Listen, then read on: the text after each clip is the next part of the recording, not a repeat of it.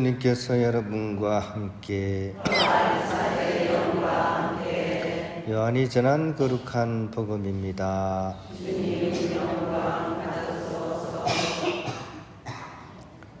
그때 갈릴레아 카나에서 혼인잔치가 있었는데 예수님의 어머니도 거기에 계셨다.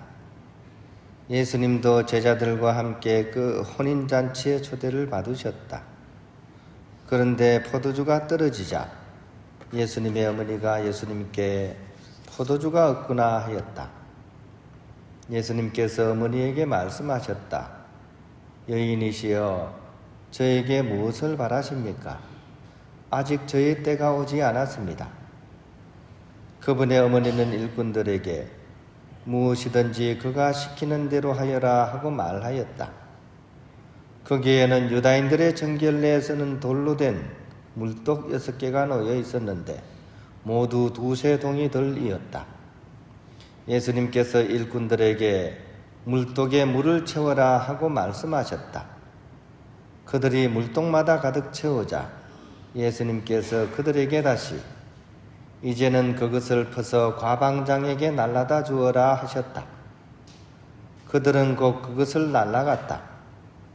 과방장은 포도주가 된 물을 맛보고 그것이 어디에서 났는지 알지 못하였지만 물을 퍼간 일꾼들은 알고 있었다. 그래서 과방장이 신랑을 불러 그에게 말하였다. 누구든지 먼저 좋은 포도주를 내놓고 손님들이 취하면 그보다 못한 것을 내놓는데 지금까지 좋은 포도주를 남겨두셨군요. 이렇게 예수님께서는 처음으로 갈릴레아 카나에서 표징을 일으키시어 당신의 영광을 드러내셨다. 그리하여 제자들은 예수님을 믿게 되었다. 주님의 말씀입니다. 평화를 빕니다. 아유, 또 기침을 또 많이 하시네요, 그죠? 또 이렇게 여름 감기 무섭잖아요, 그죠? 또 이렇게 여름 감기 좀 조심했으면 좋겠고, 좀 불안하신 분은 마스크를 아직은 또 이렇게 좀 쓰는 게 좋을 것 같아요, 그죠? 사실 뉴스에는 잘 안 나오는데 지금도 코로나 많이 있어요. 많이 있습니다.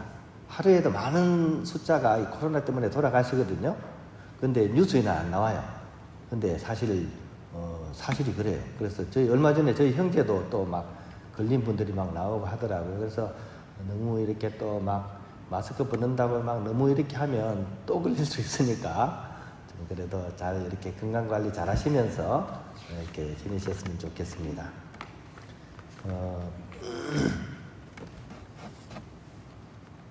예, 아이고, 잘못 꺼내가지고요. 아이고, 이거.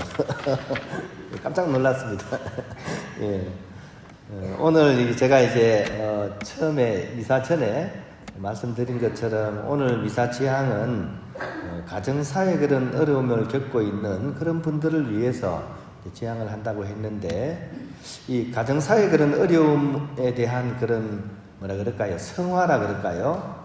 그런 것들을 이렇게 도움을 주고자 이렇게 그려진 그림이 있습니다. 그 그림이 바로 제가 지금 앞에 이렇게 세워놓은 그림입니다. 혹시 이 그림 본 적 있으세요? 이런 그림 본 적 있으신 분? 아니, 다 들어야죠. 지금 봤잖아요. 지금은 다 봤으니까 이전에 본 적 있으신 분, 이전에 본 적 있으시고, 그죠? 이게 무슨 그림이죠?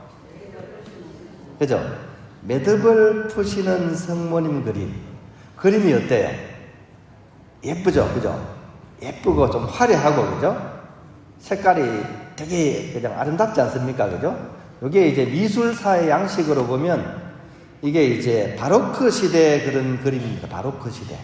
바로크 시대는 뭐냐 하면 원래 단어를 따지면 이 진주를 본 적 있으시죠? 진주. 혹시 여러분들 진주 본 적 있으세요? 동그란 진주, 그죠? 보석, 그죠? 진주, 그죠? 진주가 동그란 건데 다 동그란 건 아니죠. 진주가 되기 위해서 동그란 게 좋은 진주인데 좀 덜 동그란 진주들이 있죠. 찌그러진 진주. 이런 걸 보고 바로크라고 불렀어요. 이게 뭐냐 하면 뭔가 이제 정형화되지 않은 규칙과 비례로부터 벗어난 것, 이것을 이제 바로크라고 이렇게 얘기합니다. 그러니까 원래는 동그래야 되는데 약간 찌그러지면서 불완전한 듯한 모습인데 그 또한 아름다움인 거죠. 그죠?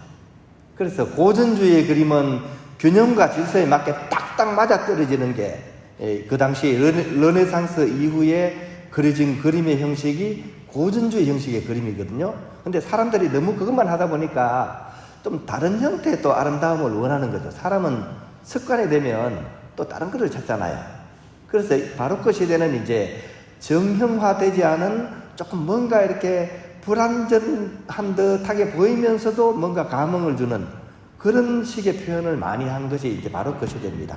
그래서 이 그림을 보시면 어떤 약간 뭐 정형화된 그런 식은 아니지만 좀 화려한 색깔과 또 약간 이렇게 이렇게 대칭을 좀 벗어난 그런 구도를 통해 가지고 우리의 감정에 호소하는 그런 식의 그림으로서 매듭푸는 성문인 그림을 통해서 뭔가 감흥을 주려고 이 그림을 그린 거죠. 이 그림을 그린 사람은 1700년경에 지금으로 치면 거의 320년 전 분이네요. 그죠? 독일 바이에른이라는 곳에서 살았던 화가 요한 게오르크 멜키올 슈미트너.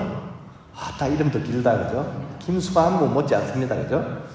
요한 게오르크 멜키올 슈미트너라는 분이 이 그림을 그렸는데 이분이 이 그림을 그리게 된 이유가 있습니다. 한번 맞춰보세요. 아마 맞추실 것 같아요. 제가 질문을 해보면 분명히 맞출 거예요. 이분이 가톨릭 신자였습니다. 부인도 가톨릭 신자였어요. 두 분 다 일심한 신자가 되었어요. 근데 이 둘 사이가 좋았을까요? 안 좋았을까요? 맞춰보세요. 그거 보세요. 제가 맞춘다니까요. 좋았다. 한 사람도 없잖아요. 보세요. 그죠? 안 좋았을 것이다. 거의 다 됩니다. 안 좋았을 것이다. 그죠? 이 부부 사이가 좋은 경우가 상대가 복을 쌓아도 힘듭니다. 대부분 안 좋아요. 그죠? 대부분 안 좋습니다. 그죠? 제가 경험도 안 하고서 이런 얘기 크게 할 수 있는 건 아닌데 제 친구들을 봐도 좋은 집이 없어요. 그냥 겨우 사는 거야, 그냥. 자식들 때문에 그냥 겨우 사는 거예요. 이 집도 마찬가지였던 거예요. 부부 사이가 너무 안 좋아가지고 심각했습니다. 끊임없이 다투었다. 매일매일 다투었다. 싸웠다. 또 부인이 독일 사람이면 어때요? 독일 여자 무서울 것 같아요. 지난번에 성지순례 같은 데 갔을 때 외국 여자들 보잖아요. 그러면 러시아 여자, 독일 여자들 무섭더라고요. 키도 크고 뼈대도 굵고 그죠? 비행기를 탔는데 이 안내하시는 분 있잖아요. 스튜어디스 그러잖아요. 물건을 이렇게 우리 한국의 스튜어디스는 싹싹하게 인사하는데 그분은 우뚝뚝하게 물건도 확 집어 던져야 돼. 컵에 이리 주는 거예요. 깜짝 놀랐어요. 아무튼 이 부부 사이가 이렇게 안 좋았던 거예요. 근데 온갖 고민을 하고 노력을 기울여도 이 해결점을 찾을 수가 없었던 거죠. 그래서 이제 결국은 우리도 마찬가지잖아요. 맨 마지막에 누구 찾아갑니까? 해도 안 되면 결국 하느님 찾아가고, 그래도 안 되면 어떻게? 성모님 찾아가고 하는 거 아니겠습니까? 하느님은 좀 무서운 것 같으니까 그래서 우리는 성모님한테 가잖아요. 좀 이렇게 엄마 이렇게 치맛자락 해서 아빠한테 사달라고 하는 것처럼 이분도 이제 성모님께 그런 중재를 요청했던 거죠. 그러던 어느 날 이분이 책을 읽다가 한 문장을 발견했습니다. 이것은 이제 리옹의 이레네우스라는 분이 쓰신 230년경에 쓰신 거니까 1700년경 빼면 당대로부터 1470년 전에 쓰신 어떤 이렇게 글을 읽은 거예요. 아주 짤막했습니다. 어떻게 쓴 글을 읽었냐 하면, 하와가 불신앙으로 묶은 불순종의 매듭을 마리아가 신앙과 순종으로 풀었다 하는 구절을 발견한 겁니다. 우리 인류의 인간의 선조인 하와가 불순종으로 또 불신앙으로 묶은 그런 불순종의 매듭을 마리아가 신앙과 순종으로서 이렇게 풀어냈다 하는 거죠. 삶의 매듭을, 그죠? 삶의 어려움을 마리아가 풀어내었다 하는 이 구절을 발견하고 나서 영감을 받아가지고, 그래, 맞아. 매듭을 푸는 성모님을 그려야 되겠다. 그리고 나의 이런 힘든 그런 가정사를 성모님을 통해서 풀어봐야 되겠다. 이런 마음이 들어가지고 이제 그림을 그린 겁니다. 그래서 성모님이 매듭을 푸는 그런 그림을 이렇게 열심히 이렇게 그렸습니다. 그렇게 하면서도 이제 계속 기도를 했죠. 아내와의 다툼이라는 그런 매듭을 풀 수 있는 은혜를 달라고 기도를 했던 거죠. 그 그림이 바로 이 그림입니다. 한 가장의 그런 뭐라 그럴까요? 그런 간절한 마음이 느껴지지 않습니까? 그죠? 얼마나 이렇게 지긋지긋하고 힘들었으면 이렇게 그림까지 그리면서까지 기도를 했을까 싶은 그런 생각도 들면서, 아무튼 신앙심이 참 깊다는 생각도 들어요. 우리는 싸우고 끝나지만 이분은 그래도 해결점을 찾으려고 이렇게 그림을 그리고 기도를 하니까, 그래서 사실은 이분이 본인의 문제를 해결하게 됩니다. 상세하게 그 이후의 내용은 전해져 오고 있지 않지만, 이 화가가 요청한 그 은총을 하느님께서 마리아의 중재를 통해서 이루어 주셨다라고 기록에 남아있는 걸로 봐서 문제를 잘 해결하신 것 같아요. 특히 이 그림이 좀 재미있는 부분은, 이 그림 하단에 보면 대천사 라파엘이 이제 토비아를 그의 아내가 된 사람에게 인도하는 모습을 이렇게 그려놔서 토빗기 그림이죠, 그죠? 우리 구약 성경을 읽어보면 이제 토비아를 그 천사 라파엘이 자기 아내가 되는 사람한테 막 인도하는 장면이 나옵니다. 이 장면의 그림을 그리면서 부부가 서로 이렇게 화해하고 또 다시 이렇게 새롭게 시작할 수 있는 그런 기원을 담았던 것 같아요. 여러모로 이 그림은 그런 의미에서 참 재미있는 그런 그림인 것 같고, 혹시 부부간에 그런 문제가 있거나 또 어려움이 있는 분들은 이 그림을 보면서 성모님의 중재를 청한다면 더 이렇게 효과가 있지 않을까 하는 좀 그런 생각도 해봅니다. 자, 이제 문제는 바이에른 화가의 문제가 아니라 이제는 우리 문제로 넘어와야 되겠죠, 그죠? 자, 여러분은 어떻습니까? 여러분의 가정은 어떻습니까?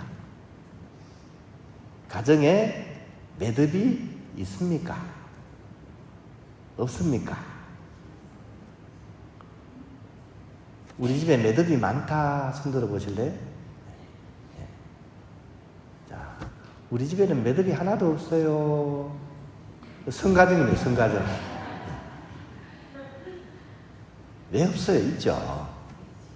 매듭 없는 집 없습니다. 크거나 작거나 다 매듭이 맺혀져 있습니다. 그죠?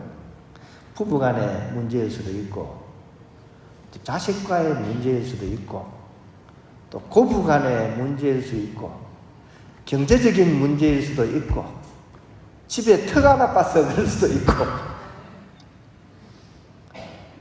아무도 몰라주는 갈등과 아픔과 슬픔의 매듭이 어느 집안치고 없는 집이 없습니다. 이렇게 얘기하는 저는 매듭이 있을까요, 없을까요? 수도원 집안에도 매듭이 많습니다. 꼬이고 꼬여가지고, 그죠? 아예 저희들은 매듭을 달고 살지 않습니까, 그죠? 매듭을 달고 살아요, 그죠? 꼬이고 꼬여가지고 묶어놓고 또 꼬입니다, 그죠? 그 매듭을 우리가 어떻게 풀어나가면 좋겠습니까? 억지로 잡아 당기면 될까요?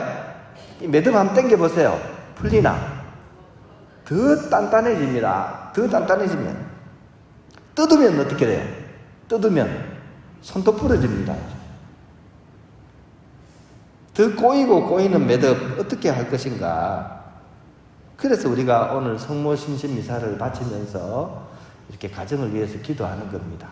힘으로 어떤 외적인 것으로서 풀려고 하지 말고 성모님과 함께 살살 기도하면서 풀어나갈 수 있어야 돼요. 험한 것을 험하게 다루면 더 험해집니다. 험한 것은 오히려 부드럽게 녹여야죠. 성모님과 함께 살살 달래면서 그렇게 하면서 풀어나갈 수 있는 그런 삶의 지혜를 우리가 기억했으면 좋겠습니다. 한 걸음에 이 매듭을 다 풀려고 하지 마십시오. 풀리지도 않습니다. 내 형편대로, 내 능력대로 조금씩 야금야금 그렇게 부드럽게 풀어나가는 것, 그것도 성모님과 함께 풀어나가는 것, 이것을 우리 삶의 그런 큰 지혜라고 이렇게 생각하면서 오늘 이 시간 우리 매듭이 있는 가정의 그런 문제를 이렇게 풀어나갈 수 있었으면 좋겠습니다. 비틀즈의 Let It Be라는 유명한 노래가 있어요. 그죠? Let It Be, Let It Be. 이게 무슨 뜻이죠? 노래 가사가요. 내가 삶의 얼음을 겪이고 또 내 삶의 매듭을 만났을 때 어떻게 하느냐. 그때 성모 어머니께서 나에게 말씀하셨네. Let it be, let it be. 그대로 둬라, 그대로 둬라. 대신 기도하거라. 이게 비틀즈의 Let it be라는 그런 노래 가사입니다. 오늘 매듭을 푸시는 성모님 그림을 보고 또 이렇게 그림이 그려지게 된 그런 내용도 들으면서 우리 삶의 그런 가정사의 어려움 또한 그렇게 풀어나갈 수 있었으면 좋겠습니다.